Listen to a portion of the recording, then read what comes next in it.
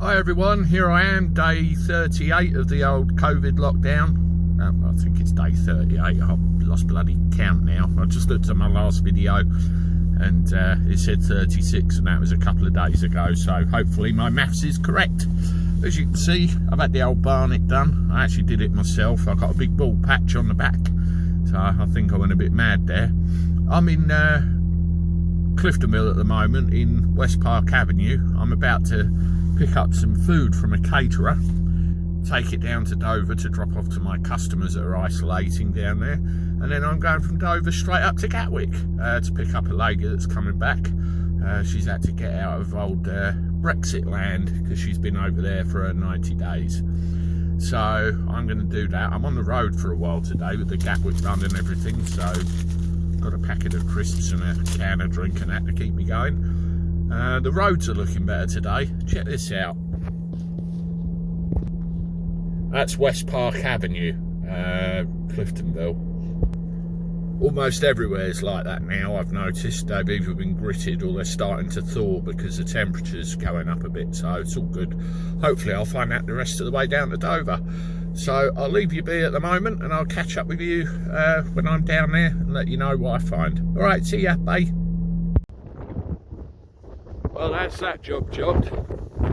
As you can hear, it's a bit windy down this way. Just go around here. So I'm off to Gatwick now, straight from here to pick somebody up.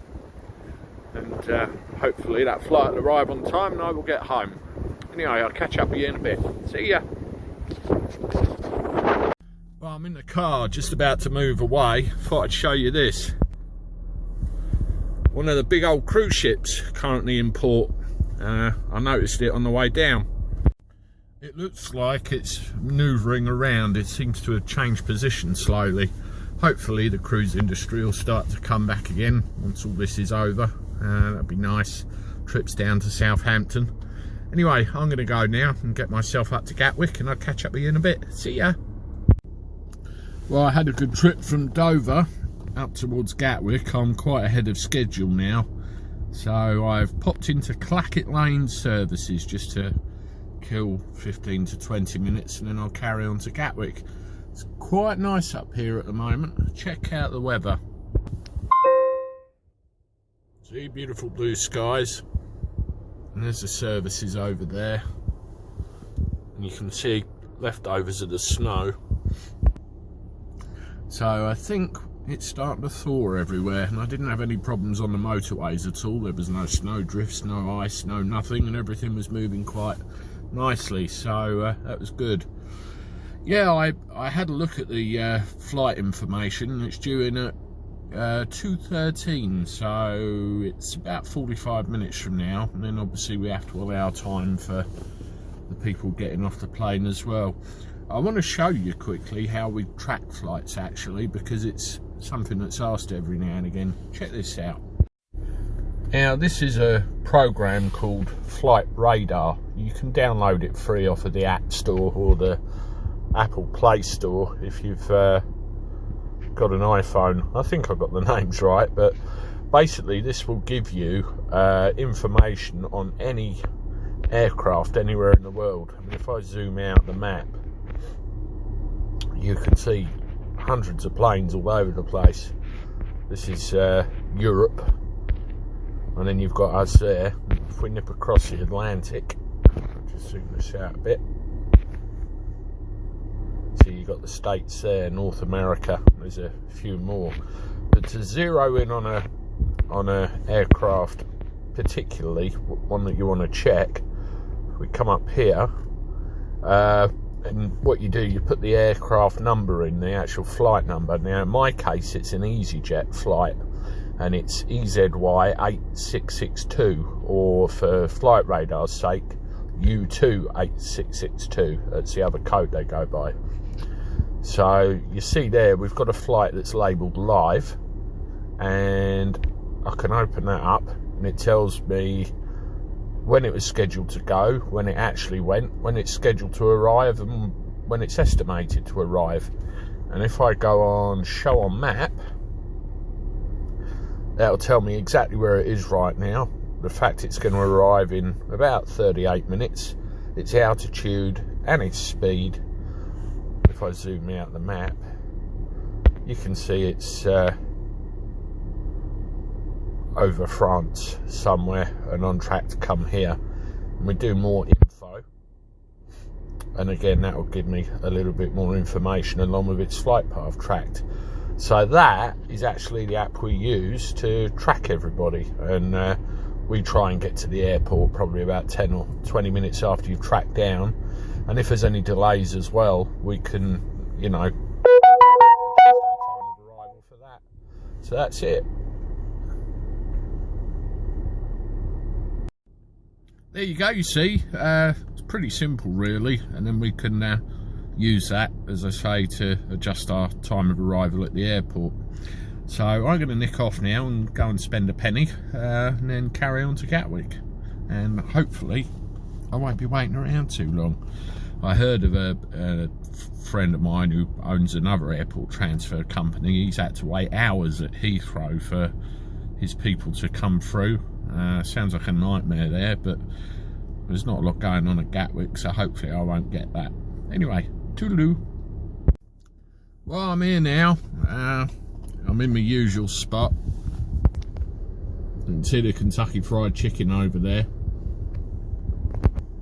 And you get about an hour parking here, and the flight's actually due any minute now, so it should give me ample enough time for somewhere to sit, and then we can get out of here. So I'm going to wait a little while, and hopefully won't be too long.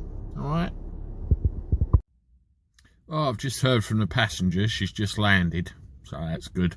Listen, I was just looking at the news, and I come across an interesting article on LBC. There was a mention in the press about vaccine passports short time ago, a few days, a week ago, and the government was saying that, you know, it's not going to happen, and now the press are talking about it. What I've realised in all this is, if the press start talking about it, it is going to happen, and they're just gauging public opinion. Furthermore, Priti Patel was on, I think, LBC, further talking about it, saying that there are active discussions at the moment with regard to making it happen, so it will happen. On LBC, there was a guy on there, sound like an old-fashioned Londoner guy, who really couldn't understand what all the fuss was about. Listen to what he has to say. I don't understand what's going on here. I think everybody going crazy over this. What's the big deal that you've got to show? You go into the airport and you give over your passport, and they pick up your trip through the electric ticket, and they say, can you show me your passport that you've been back? What's the big deal? I've got children. I've got a daughter in Australia. I've got a son in Singapore. I'm dying to go out to see them and my grandchildren. So what's the big deal? I mean, if you take a dog on the continent, you have to show a dog passport, otherwise you can't take him. It's crazy. Who's brainwashing this country? I don't understand the public. Maybe I'm getting too old. Listen, Colin, I have ultimate trust in the overwhelming view of most sensible people on this, which I think is your view, isn't it? Most sensible people, I think, believe that this isn't an issue. And what's been frustrating is this is so obviously needed to happen in order to allow travel to take place that it's slightly bewildering that it seems to have taken the government this long to acknowledge, at least publicly, that this will need to happen. Well, the government have done... Well, listen, they should have shut the airport down last March. They've done a lot of things that have been wrong. I mean, the only good thing was getting the vaccination out, and if that wouldn't have come, well, I don't know what would have happened to Mr. Prime Minister, because they have made some big mistakes, big ones. They have. And but the introduction of a vaccine passport is not going to be one of those mistakes, you think, Colin? Not at all. Listen, I've been jabbed. I've had one, my jab. I'm going to have my last one again will be in April, and the minute Singapore Airlines say I can fly, I will be off to see my son, and I'll be off to see my daughter, and whatever I've got to take to get out there, I'll go.